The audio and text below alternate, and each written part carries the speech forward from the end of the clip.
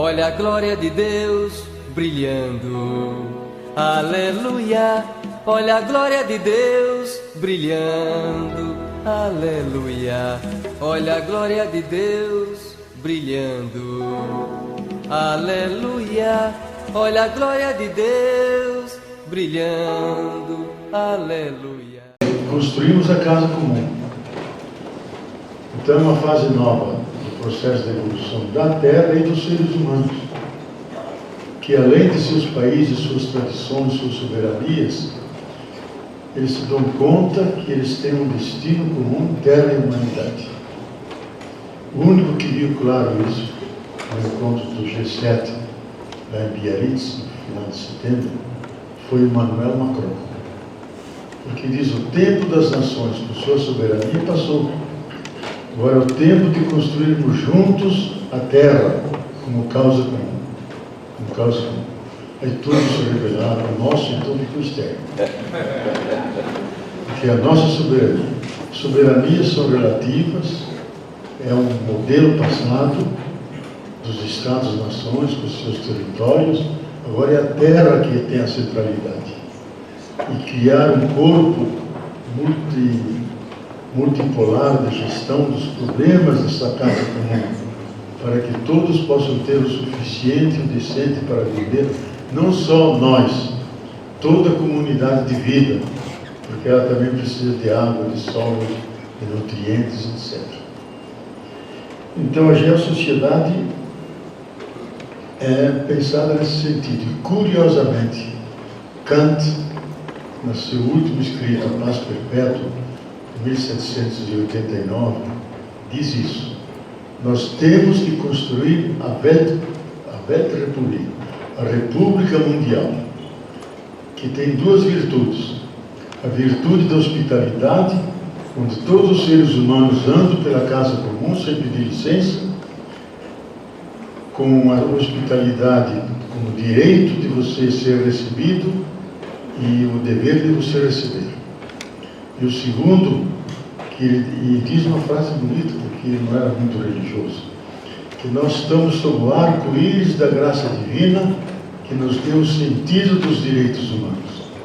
Se nós respeitarmos os direitos humanos e vivermos a hospitalidade, nós vamos criar a República Mundial, onde todos os humanos estarão juntos. Veja, 2 séculos atrás, não é de agora essa ideia. Só que ele esqueceu a Terra, deixou fora, só os seres humanos, e ainda antropocêntrico. E agora vivemos a última fase, que é a fase do ecozoico, que se contrapõe ao antropoceno. O ecozoico é uma expressão que o maior cosmólogo vivo, o Brian Swift, introduziu, porque é um cosmólogo muito interessante. Ele trabalha na Califórnia com 100 cientistas de especialidades diferentes que estudam a história do universo. Ele é profundamente religioso. Até o último livro dele é sobre o coração escondido do universo, Hidden Heart of the Universe. Profundamente espiritual, porque diz: o espírito faz parte desse imenso processo. E nós não podemos deixá-lo de fora.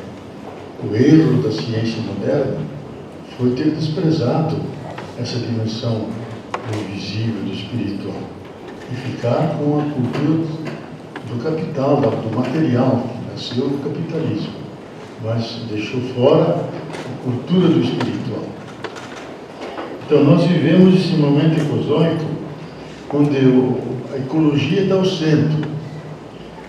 E em função da preservação da vida, da terra, da humanidade, tanto a economia e a política têm que se ordenar a ela. E aí podemos criar uma configuração diferente do nosso humanismo, uma nova expressão da nossa vivência nesse planeta, que pode ser, como ele chama, a terra da boa esperança, a terra feliz, onde o ser humano ele se sente gestor disso, mas há uma maneira profundamente humanística. Como disse o primeiro-ministro da China, vocês devem ler os discursos dele, porque ele está mais à frente do que todos nós. o Xi Jinping. Qual é o nome? Xi Jinping. No seu grande discurso de tomada de posse, ele diz: primeiro devemos recuperar a tradição espiritual da China. A tradição do Tao e a tradição do Confúcio.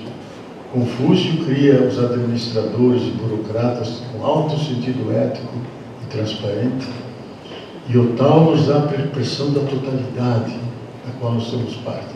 Temos que incorporar isso na formação da nossa sociedade. E o ideal da sociedade é criar uma sociedade suficientemente abastecida, onde todos são suficientemente abastecidos. É o sonho que nós procuramos, de um consumo solidário, de uma distribuição equitativa, não só entre nós, mas com toda a comunidade de vida. Ele propõe isso, que eu acho extremamente enriquecedor. E ele cunhou uma expressão que está ocorrendo no mundo. Nós temos que construir o destino comum da humanidade e da Terra. Não diz como um destino compartido da Terra e da humanidade. Se nós não construirmos isso, nós não teremos futuro. Parece o Papa falando, sabe? É um chinês que se diz socialista, comunista, do estilo chinês. Eu posso imaginar a irritação que isso deve produzir naqueles que combatem a fantasia do comunismo. Pelo menos vão para a China, lá encontram um bom comunismo. Então, avanço um pouco mais nessa exposição, que eu já estou cansando com vocês, que é aquilo que constitui o princípio cosmogênico básico do processo da evolução, que é a relação de tudo com tudo. Então, mais e mais nos damos conta que estamos inseridos num processo universal que ultrapassa a Terra, o sistema solar e alcança o universo. O processo da evolução ampliada que abarca todo o universo, os sistemas inertes e vivos. Então, nada acabou de nascer, mas se encontra ainda em gênese. Por isso que não falamos de cosmologia, mas de cosmogênese, não em antropologia, mas em antropogênese. Estamos nascendo. E todos os seres, eles se adaptam, se dialogam entre eles, estão sempre se comunicando em redes intermináveis de relações. O estado natural do universo e da Terra é a evolução e não a estabilidade, a transformação e a adaptabilidade e não a imutabilidade e a permanência. E a evolução se processa não se processa linearmente, mas por rupturas e saltos que vão na direção de ordens cada vez mais complexas e altas. O todo é uno, dinâmico, e contém uma diversidade inimaginável de seres e de energias.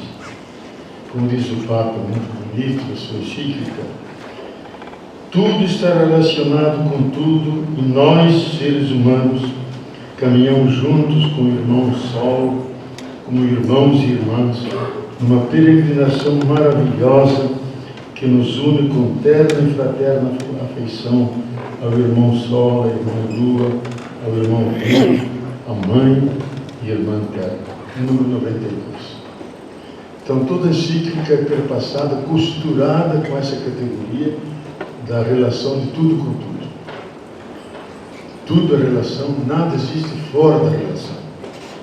Eu pude assistir ainda no último ano das aulas de Heisenberg, depois ele se aposentou, que é um dos fundadores da física quântica, junto com Niels Bohr. Ele repetia quase ao cansaço isso, que tudo é relação e nada existe fora da relação.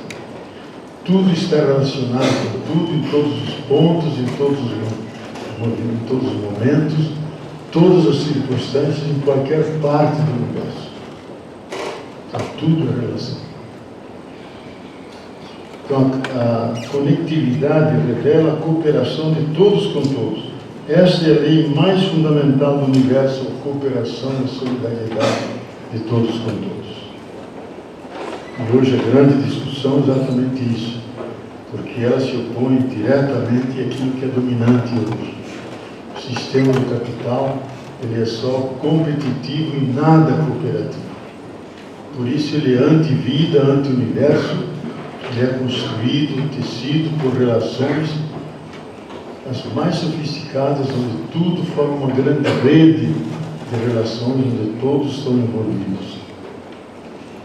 A seleção natural de Darwin deve se entender dentro desse processo.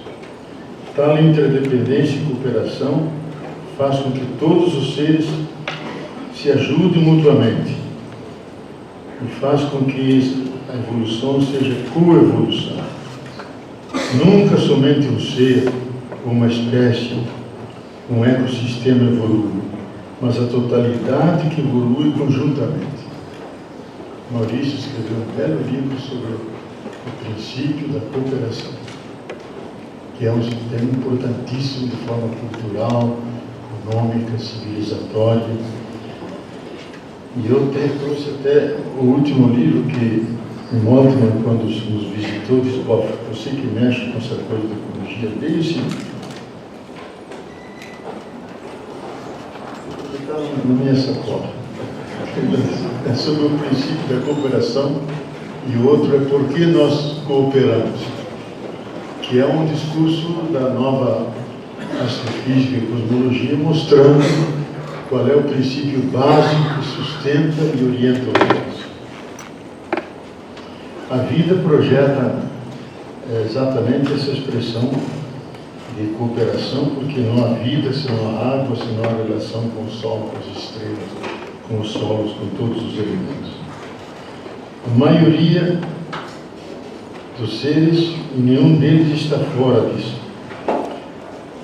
A matéria e todas as coisas são portadores não apenas de massa e energia, mas também de informação.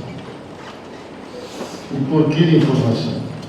Porque estão permanentemente se relacionando e se tocam na relação e deixam a marca.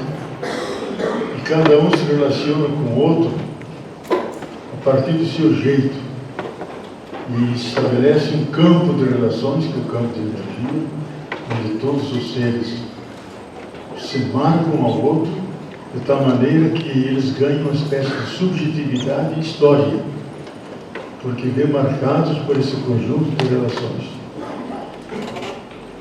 Brian Swimme, esse grande cosmólogo, diz: o fato de criar essas relações e o campo de relações, criando unidades cada vez mais complexas, é isso que nós chamamos de espírito, que ele é tão ancestral como o universo. Desde o primeiro momento, quando os elementos mínimos, os top quarks, se relacionaram, existem 100 tipos de top quarks, que são os elementos subatômicos, começaram a se relacionar, criaram o seu namoro entre eles, se marcaram, e essa marca vai crescendo na medida que os seres vão evoluindo e se enriquecem com essa relação, de tal maneira que o espírito, nesse sentido, criador de unidades e de conexões, ele está por todo o universo, porque ele está lá, ele está em nós. Ele está em nós. Então, o todo revela esse conjunto de relações, que é o princípio da relacionalidade, aquilo que se chama um princípio cosmogênico. Esse espírito, ele é um princípio de relação que se dá com todos os seres, mas em graus diferentes. Entre o espírito e uma montanha e o nosso, funciona o mesmo princípio de relacionalidade. A montanha se relaciona com o sol, com o vento, com a chuva, com as energias da terra, com o universo, com o poeta que está diante dela e admira a montanha. Mas na modalidade diferente, que é uma modalidade rudimentar. Em nós, o princípio é igual da relação, somos seres de relação, mas com uma singularidade, que em nós é altamente densa essa relação reflexa e consciente. Por isso disse novamente Stephen Hawking: se o universo quisesse atingir o ponto que hoje atingiu, deveria ter feito exatamente tudo o que fez. Segundo o princípio antrópico fraco, isto é, a relação dos seres humanos com todos os seres, afirma-se que se as coisas, nos mínimos detalhes, não tivessem ocorrido como ocorreram, nós não estaríamos aqui para falar dessas coisas. O grande e famoso físico britânico Friedman Dyson diz: quanto mais examino o universo e os detalhes de sua arquitetura, mais acho evidência de que o universo sabia que um dia lá na frente iríamos nós, seres humanos, surgir. Então o universo, ele vai apontando, ele tem uma história que é irreversível, mas tem um propósito. Termina na vida, na expressão mais alta da vida, que é o ser humano. O propósito do universo não é apenas perpetuar o que existe, mas ocasionar a realização de potencialidades existentes dentro da própria matéria, que nunca é material. A matéria é energia altamente condensada, segundo a fórmula de Einstein. Matéria e energia, máxima matéria e energia, são equivalentes. Eu recordo uma frase que eu nunca esqueço, que Werner Heisenberg gostava sempre de falar, apoiado na mesa. Disse: se eu pego 1 milímetro cúbico dessa madeira e transformo em pura energia, segundo a fórmula de Einstein, eu desestabilizo todo o sistema solar. Tal é a energia e a violência dessa energia. Porque com um átomo mais simples de todos fizemos a bomba atômica, com a devastação que ocorreu. Imagine com os bilhões, trilhões de átomos que estão nesse milímetro, centímetro cúbico de madeira, transformado em energia. Vai abalar o sistema solar e afeta o universo. Isso a gente de vez em quando esquece. Por fim, essa compreensão nos obriga a pensar a realidade não como uma máquina, como os modernos pensavam, um relógio que funciona automaticamente, mas pensar como a figura deles, como um jogo, como uma dança, onde todos estão envolvidos, como uma arena, onde todos estão aí jogando e relacionados. E essa imagem do universo, onde nós estamos dentro dele, participando. Um outro ponto que convém salientar, porque tem a ver com o nosso pensamento mais teológico, mais filosófico. Uma pergunta intriga sempre os cosmólogos e astrofísicos. Se tudo começou com a primeira singularidade, que foi o Big Bang, o que havia antes dele? O que havia antes do antes? Quem fez surgir aquele ínfimo ponto, milhões de vezes menor que a cabeça de um alfinete, mas carregado densíssimo de energia? Quem que fez surgir aquele ínfimo ponto que depois explodiu e deu origem ao nosso universo? Presume os astrofísicos e cosmólogos que nos primeiríssimos momentos após a explosão natural ocorreu o primeiro tipo de relações que foram construindo a lógica básica do universo. Mas até onde podemos remontar? Ao famoso muro de Max Planck, para além do qual não podemos ir. Podemos chegar ao milionésimo de segundo, 10 com potência 43, perto do Big Bang. Eu não consigo espiar o que tem do outro lado, que é a última barreira, que é chamada muro de Planck. Planck foi o primeiro formulador dos quanta, onde vem a física quântica, depois vem Heisenberg, Niels Bohr, etc. Então não podemos espiar, mas projetou-se uma representação que hoje é tomada como um dado fundamental para entender o universo e a vida, que por detrás existe que no começo chamavam de vácuo quântico, mas que de vácuo não tem nada. porque é a plenitude de todas as virtualidades. Daí que os novos cosmólogos dizem, ou diz o pregnant void, o vácuo grávido, mas a linguagem mais comum, com Brian Swim, com Bohm e outros cosmólogos, o abismo alimentador de todo o ser, ou ainda, a fonte originária de tudo aquilo que existe, que são as expressões hoje preferidas. Então, essa fonte originária, por sua natureza, não poderia ser representada em categorias de espaço-tempo, que ainda não existiam. Então, eles imaginam como uma espécie de vasto oceano sem margens, ilimitado, inefável, indescritível e misterioso, qual um útero infinito, onde estão hospedadas todas as informações, possibilidades e virtualidades de ser que podem emergir ao longo da cosmogênese e que, além do nosso universo, pode ter criado imensos universos paralelos.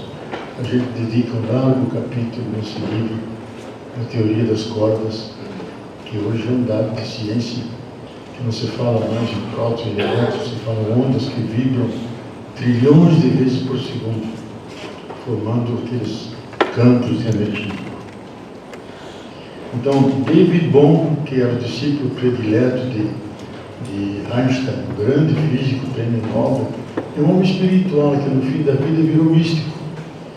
Ele diz, todos esses nomes que nós damos a essa fonte original, que é ilimitada, inefável, indescritível, misteriosa, são aquilo que as religiões atribuem a Deus. Atribuem a Deus. E essa energia de fundo está em tudo. Sem sua presença, nada poderia subsistir. Tudo voltaria ao átomo quântico. E essa energia está presente em nós, nos sustentando. Nós podemos abrir-nos a ela, podemos invocá-la. Mas não se trata de uma realidade, e aqui vem uma reflexão teológica. Não dá para dizer que isso é Deus. Pode ser a melhor metáfora de Deus.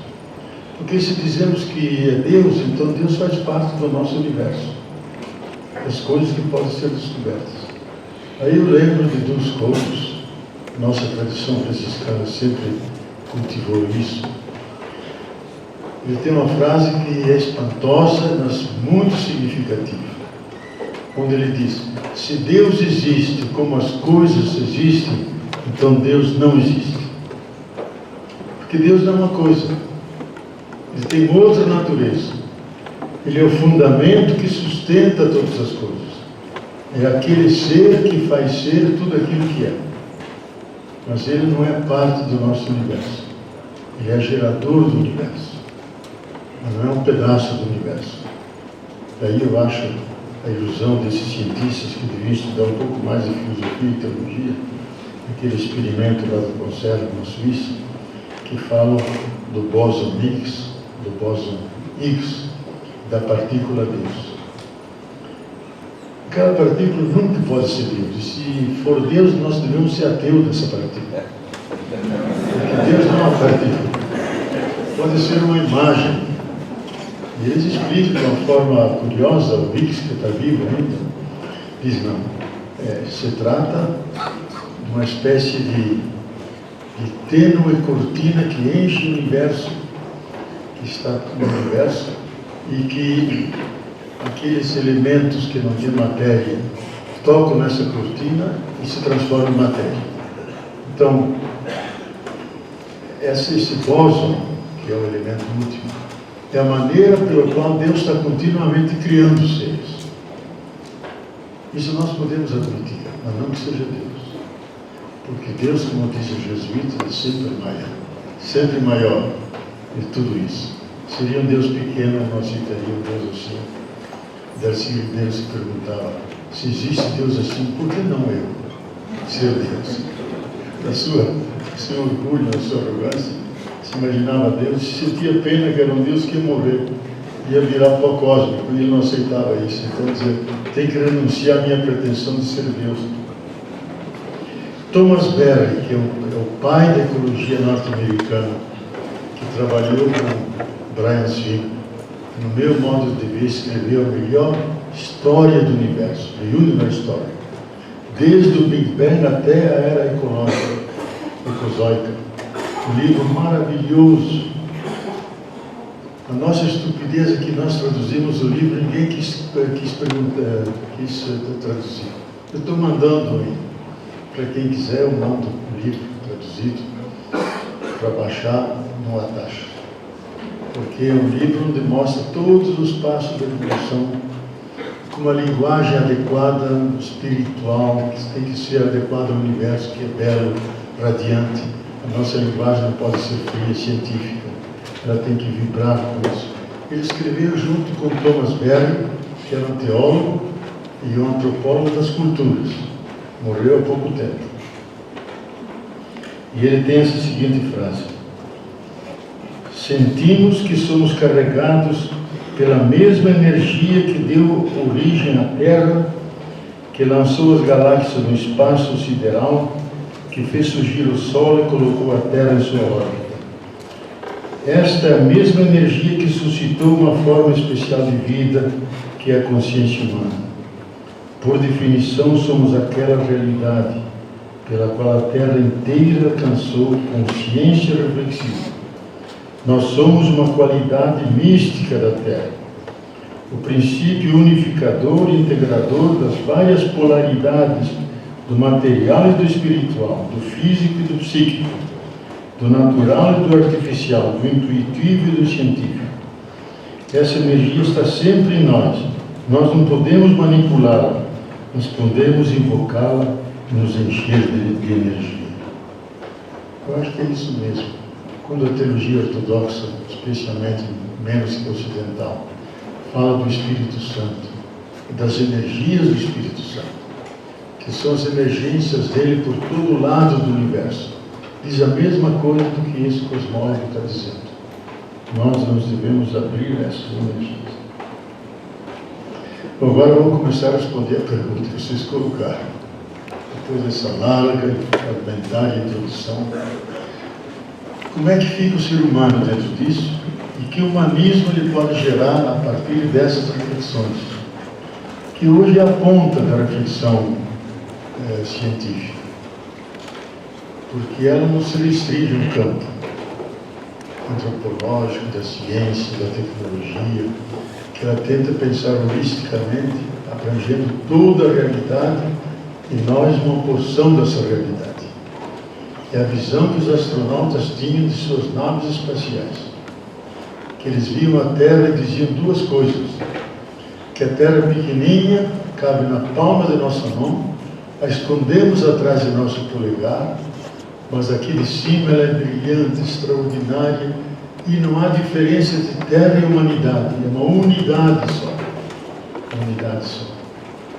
Aqui de cima nós vemos que inauguramos uma nova etapa, que é a etapa do destino comum, terra e humanidade. Pensei que ali ia me fazer calar. Só que eu achei. Então, essa é a grande visão que nós temos, dessa profunda realidade que tudo sustenta. E se Deus existe, é porque Ele está sustentando todo o universo e cada um de nós. Se Ele não dissesse cada vez, Fiat, faça-se, nós voltaríamos naquele mar infinito, aquele vácuo quântico, e desapareceríamos ali. Mas nós nos cristalizamos, em linguagem da cosmologia, essa onda se colapsou, ela ficou estável. Olha, está faltando água no mundo, vou tomar a minha parte aqui.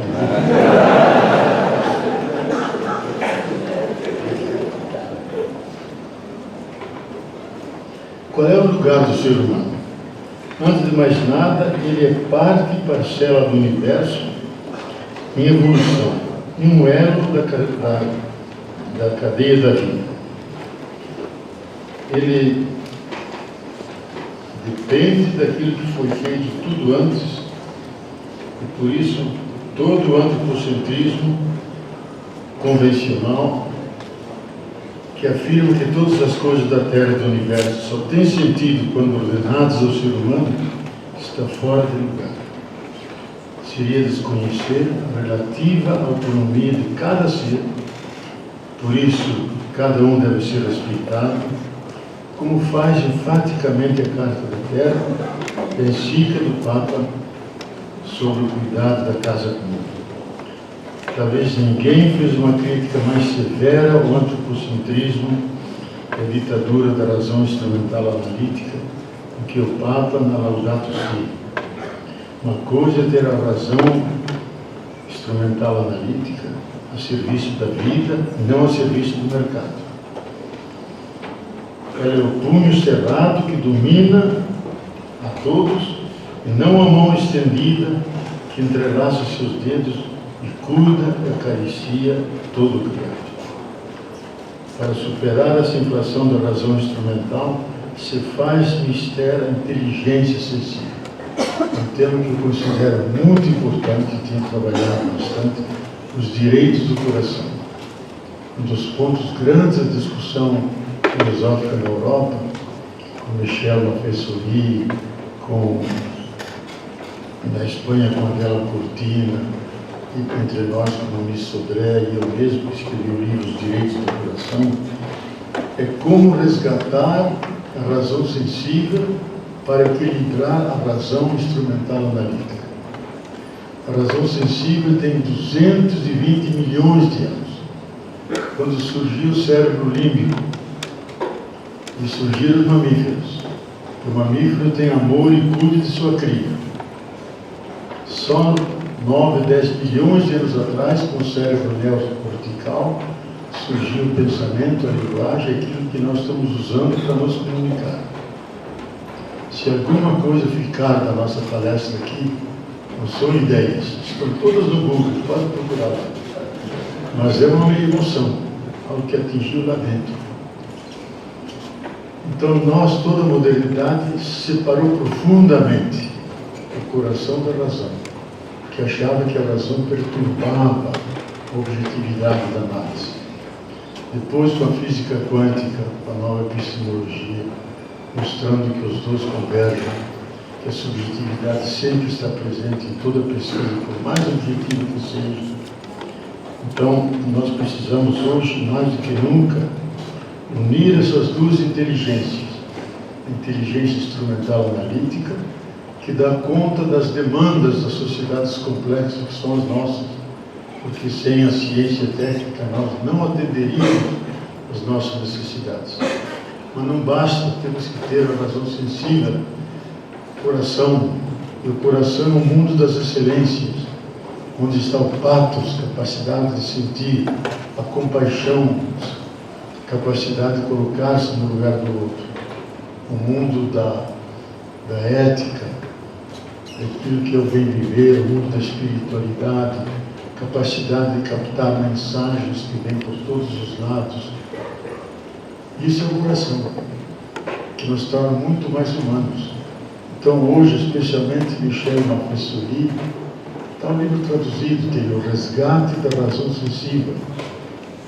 Viverei da mesma forma, diz, ou nós conseguimos isso, ou a razão instrumental analítica hoje, que se transformou numa ditadura, que fez da economia de mercado uma sociedade de mercado, onde tudo é mercadoria, ela pode ser letal e levar ao fim da nossa espécie.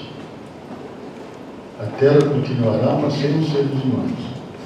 Então eu acho muito importante a gente resgatar essa dimensão que era tão desprezada e hoje tem uma grande centralidade. Todo o discurso psicanalítico não é baseado na razão. Se você vai a um psicanalista, não pergunta o que você pensa da sua mãe, mas o que você sente de sua mãe. Qual é a sua relação, reação. O que você pensa não me interessa. Interessa como é que se move a tua psique face a eles. Então, o princípio axial dessa nova dimensão é o sentido duplo do cuidado de tudo aquilo que existe e vive. Porque se nós não cuidarmos, ele vai definhando o princípio da entropia o vai corroendo, ele não consegue criar a sintropia, não consegue fazer estruturas que dissipam isso e degeneram. Então, o princípio categórico do cuidado é: cuide de todas as coisas, para que elas possam continuar. Tudo aquilo que nós amamos, cuidamos. Tudo aquilo que cuidamos, amamos. E outro princípio que antes Jonas desenvolveu em detalhe, o princípio da responsabilidade. Significa responsabilidade de dar-se conta das consequências de nossos atos. E hoje nós sabemos que nossos atos podem ser letais, podem ser benéficos, conforme o nosso projeto de vida. Então, o princípio categórico que Jonas formula, diga: sinta-se responsável por tudo aquilo que existe, e não coloque nada daquilo que pode afetar o equilíbrio da natureza e pode desequilibrar e matar a vida. Então, temos que unir hoje as duas dimensões da nossa racionalidade: aquela instrumental analítica, que é dominante no mundo, e aquela cordial sensível, que é essa que estou falando, que nos torna verdadeiramente humanos, éticos, espirituais, porque é no coração que residem esses valores. Então vamos, qual é a imagem que surge do ser humano nessa realidade? Mas antes quero citar mais uma vez uma frase de Thomas Bell, esse teólogo e cosmólogo, diz: o ser humano, menos que um ser habitando a Terra, é sobretudo uma dimensão da Terra e de fato do próprio universo. Nosso modo de ser depende do apoio e da orientação dessa ordem universal, do universo. Cada ser se preocupa conosco, para que nós continuemos unidos a eles.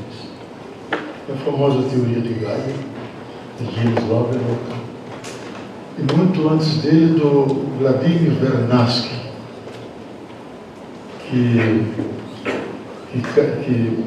James Lovelock nunca cita, com vergonha para ele, porque Vernadsky foi o primeiro a usar a palavra biologia, biosfera, e dizer: temos que fazer uma ecologia que tome o planeta como objeto, fazer uma ecologia da Terra, não dos ecossistemas ou dos próprios seres representantes do ecossistema. Então ele diz: a vida é um fenômeno que pertence ao processo da Terra, e ela é uma força geológica, sem a qual nós entendemos a Terra concreta e real como existe. Ela não é uma pedra, não é algo inerte. A Terra tem as aves, a natureza, e tem um ser humano que pensa. Daí o grande poeta argentino Atahualpa Yupanqui, poeta indígena extraordinário, que diz: o ser humano é a terra que pensa, a terra que anda, a terra que canta, a terra que cuida. Nós somos terra. E o Papa, na encíclica número 2, enfatiza isso: nós somos terra. Por isso, humus está na raiz de homem, e Adam, em hebraico, significa o filho e a filha da terra fértil. Nós somos terra. Nós nunca devemos ter vergonha disso, e ser como São Francisco, que aceitava as raízes humildes da terra, com profunda humildade se metia junto dos demais seres, chamando-os de irmãos e irmãs. Por isso que eu vi o São Francisco, aqui é um São Francisco passarinheiro, cheio de passarinho. Aquilo que ele dizia de uma forma mística, todos os irmãos e irmãs, nós sabemos por um dado científico. E quando Drake e Dawson, em 1950, descodificaram o código genético, desde a ameba mais originária, que surgiu há 3,8 bilhões de anos, passando pelas grandes florestas, dinossauros, os cavalos, os colibris chegando a nós, todos nós temos o mesmo alfabeto genético. Os 20 aminoácidos e as 4 bases nitrogenadas. Dito numa linguagem mais pedestre, nós temos 20 tipos de tijolos com 4 espécies de cimento diferentes, e construímos formas diferentes, combinando os tijolos e os cimentos. Isso é a base da biodiversidade. Então nós somos todos irmãos e irmãs. A Carta da Terra enfatiza isso, e fala muito mais. Não por uma razão mística, por uma razão de verificação empírica, científica.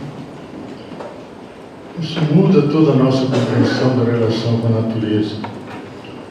Então, qual a imagem do ser humano e do humanismo que aparece sobre isso? Vocês me dão mais um pouquinho de tempo? Um pouquinho mais. Quem é finalmente o ser humano? Somos nós. Primeiro ponto. O ser humano é uma manifestação daquela fonte inimaginável de energia originária que tudo gerou. Sem ela, nós não seríamos nada e voltaríamos ao nada. 2. É um ser cósmico, parte de um universo formado pelos mesmos elementos físico-químicos, por volta de 100, 102, e pelas mesmas energias universais que compõem todos os seres. 3. É um habitante de uma galáxia Via Láctea, uma entre 200 bilhões de outras, dependendo do Sol, estrela de quinta grandeza, do Sol do subúrbio, uma entre outras 300 bilhões de estrelas, situado a 27 mil anos de luz do centro da galáxia, perto do braço interior da espiral de Órion, morando no terceiro planeta do Sistema Solar, a Terra. 4. É o elo da corrente única da vida, com os mesmos 20 aminoácidos e 4 bases hidrogenadas que compõem todos os seres vivos. 5. É um animal do ramo dos vertebrados, da classe dos mamíferos, da ordem dos primatas, da família dos hominídeos, do gênero Homo, da espécie Sapiens demens, mais uma vez demens, portador de um corpo de 100 bilhões de células, continuamente renovado por um sistema genético que se formou ao largo de 3,8 bilhões de anos, que é a idade do surgimento da vida. Munido de 3 níveis de cérebro, com cerca de 100 bilhões de neurônios. O cérebro reptiliano, surgido há 330 milhões de anos, que está dentro de nós, que responde por nossas reações instintivas, piscar os olhos, a corrente sanguínea, etc. Ao redor do qual se formou o cérebro límbico, há mais de 220 milhões de anos, que explica nossa atividade e cuidado, e por fim completado pelo cérebro neocortical, que rompeu há cerca de 8, 10 milhões de anos, com o qual organizamos conceitualmente e teoricamente o mundo.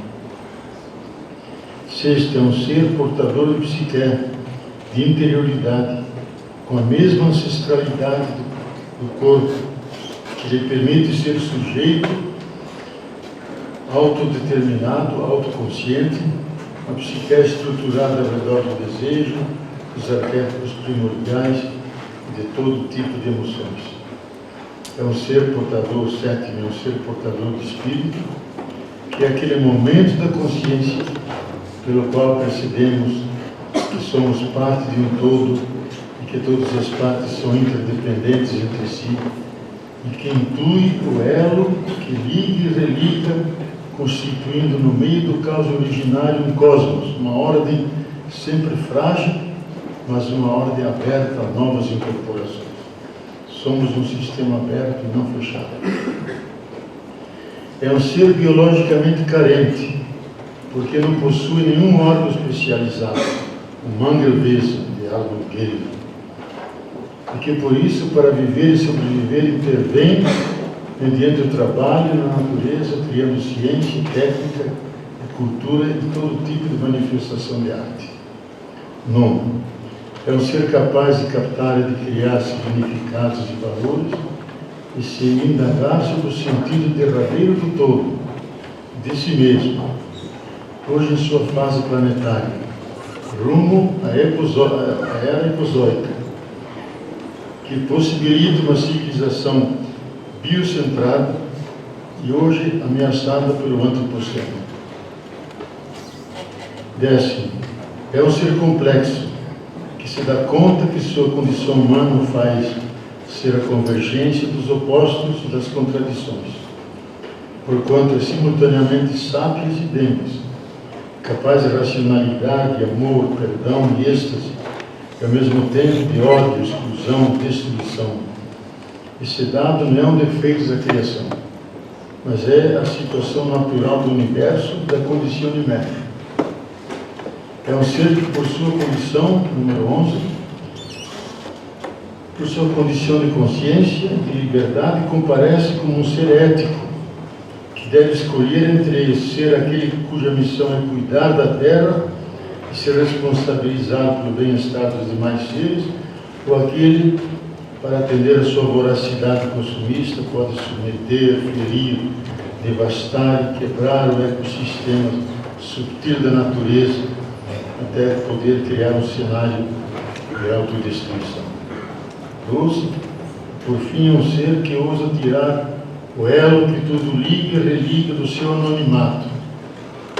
Ele balbucia o nome, expressão de sua reverência e amor, quer dizer, a fonte originária de todos os seres, os espíritos criados, que pode ser chamado de Krishna, Brahman, Tao, Javé, Alá, Olorum, Pai, Filho e Espírito Santo. Uma palavra, Deus. Por fim, somos inteiros, mas incompletos, porque estamos ainda nos construindo. Estamos sempre na pré-história de nós mesmos. Experimentamos também que somos um projeto infinito, que reclama ser objeto adequado, infinito, que ele não encontra na sua experiência. E ficará angustiado enquanto não descansar nesse encontro. E aí ele faz a experiência de Santo Agostinho do Coro Inquieto, quando ele diz: ó beleza tão antiga e tão nova, tarde te amei, tarde te amei. Tu estavas dentro e eu estava fora. Tu estavas fora e eu estava dentro.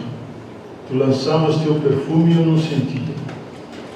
Tu te mostravas e meus olhos não abriam. Mas finalmente te encontrei. E aí descansou no coração. 14. Somos seres mortais. Custa-nos acolher a morte como parte da vida, como possível passagem alquímica para uma outra forma de vida mais alta, outro estado de consciência. E sofremos com a dramaticidade do destino humano, por vezes tão dramático e trágico. Mas pelo amor, pela arte, pela imaginação, pela fé, pela esperança, recusamos aceitar que a vida cabe na morte. Antes, recusamos-nos a aceitar isso e pressentimos que algo nela é mais forte do que a morte.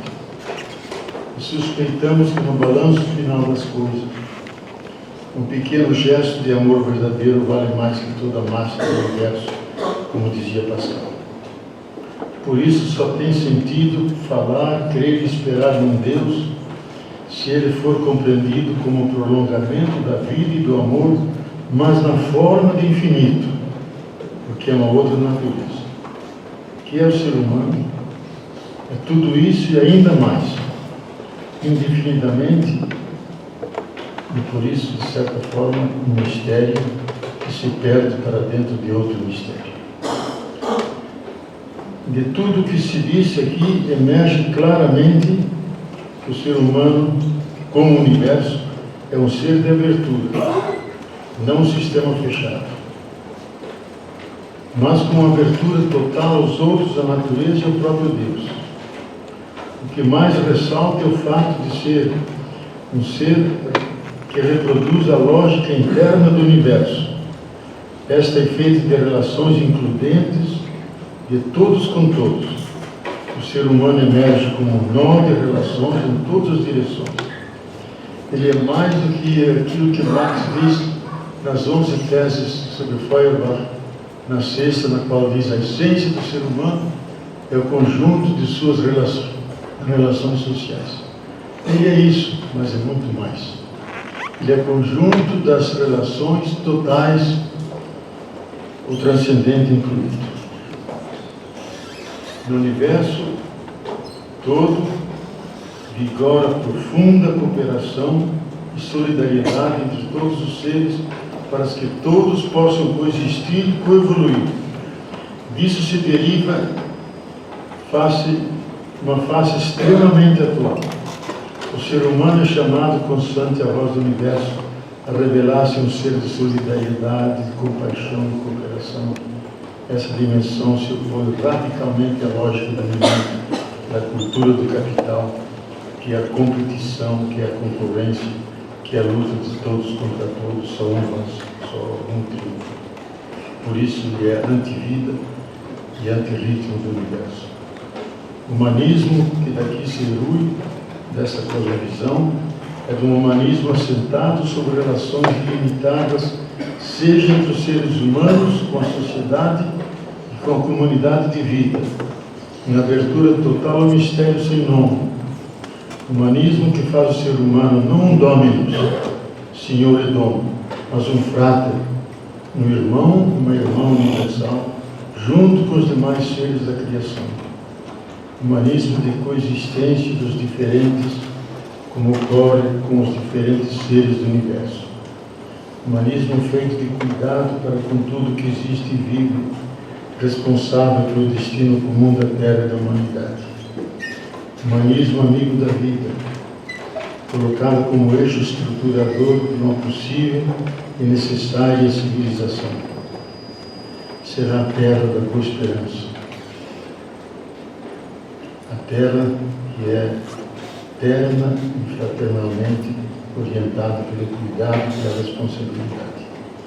Enfim, esse humanismo constitui uma demonstração de que a inteligência racional, junto com a inteligência cordial, são capazes de encontrar uma saída para as ameaças potencialmente letais que afligem nossa casa comum, nossa curta passagem por esse belo e radiante planeta. Se viemos das grandes estrelas vermelhas, nascemos para brilhar, para admirar a criação e testemunhar que tudo vale a pena e celebrar alegre a alegria, celebrar com alegria a existência do ser humano. Muito obrigado.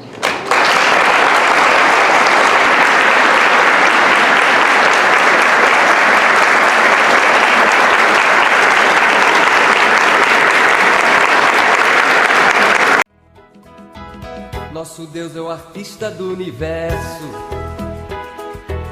é a fonte da luz, do ar, da cor, é o som, é a música e a dança, é o mar, jangadeiro e pescador,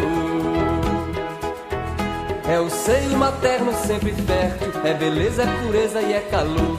É o seio materno sempre fértil, é beleza, é pureza e é calor. Aleluia, Aleluia, aleluia, aleluia. vamos criar que é pra glória de Deus brilhar. Aleluia.